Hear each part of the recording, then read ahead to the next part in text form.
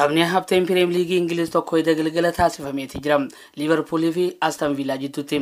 Liverpool tapha waancaa FA Cup kan xumura sabtiin fuulduraa kana Chelsea waliin qabuuf taphattoota hedduu boqochiisuudhaan ture. Tapha haftee torbee 33ffaa Aston Villa waliin qabuuf taphachuudhaaf gara dirreedhaatti kan seene. Haa ta'u malee taphattoonni silaa dhaabbatuu miti jedhamuudhaan yeroo hedduu teessoo jijjiirraarra turanis taphattoota laayyootti lakkaa'aman waan hin taaneef hanga Villa Parkitti deemuudhaan kilaba Steven Gerrard Aston Villa lamaa fi takkatti mo'achuudhaan deebi'aniiti jiran. Manchester City waliin waancaa mo'achuudhaaf kokkee kan wal qabee jiru Liverpool yeroo ammaa qabxiin 3 haala waan isa barbaachisuuf mo'achuun dirqama ta'uu jala mureetii gara dirreedhaatti seenuudhaan qabxii 3 Villa Park irraa guduunfatee deebi'e. Keessummeessaan taphichaa Aston Villaan taphni akkuma eegalameen daqiiqaa 3ffaa irratti Dilagaas Luisin galchii duraa kiyyoo keessa buufatan. Haa ta'uti kanaan itti fufuu hin dandeenye.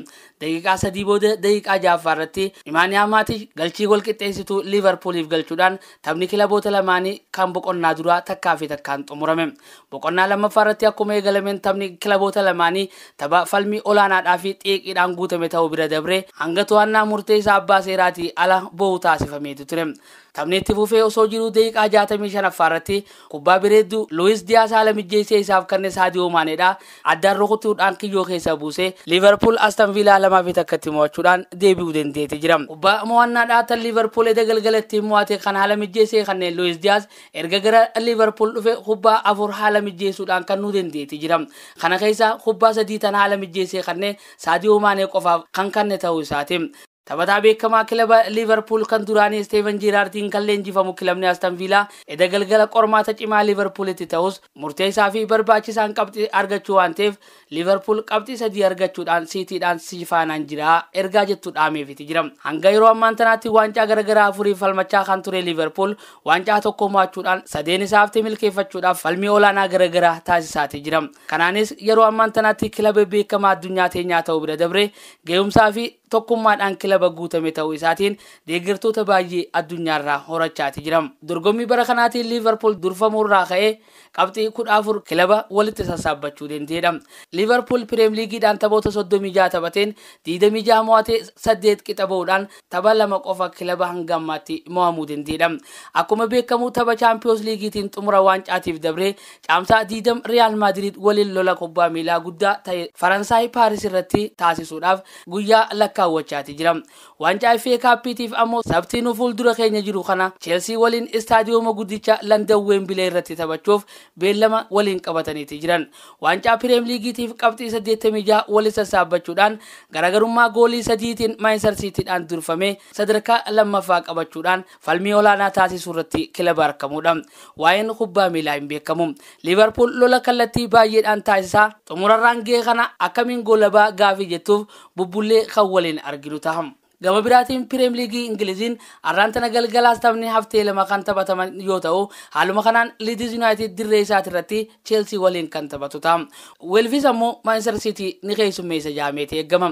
Qormaata cimaa booda abbaa qabeenya lammii Ameerikaatiif haareetti kan gurgurame Chelsean torban dabre tapha Wolves waliin taphatee tureen 2-2 osoo dursaa jiru 2-2 qixa bahuudhaan qabxii harcaasuun wal qabate garaagarummaan isaa fi Arsenal jidduu jiru gara takkaatti gad dhiphatteeti jirti. Tabarraa kanaan sadarkaa 3ffaa isaa jibeeffatee carraa Champions League Awurooppaa bal'ifachuudhaaf kan gara dirreedhaatti seenu yoo nifi ta'u Leeds United ammoo daangaa kufaatii keessa jiru keessaa bahuudhaaf taphni arraantana galgala taphatu isaaf tapha akka murteessaa waan ta'eef taphni kilaboonni lamaan waliin taasisan tapha laayyootti ilaalamu miti. Gama biraatiin erga Real Madridin odoo hin eeggamin sa'aa waajibir keessatti falmii xumura waancaa Champions League keessaa baafame booda xiyyeeffannaa isaa guuturraa guututti gara waancaa Premier League'tiif kan taasise Manchester City arraantana galgala gara dirree Moolinaas deemuudhaan Wolves waliin ni taphatam. Kilabni Wolves kilaboota akka malee ciccimoodha jedhaman qoree qajimaa itti ta'uudhaan beekamuu fi sodaatamuudha.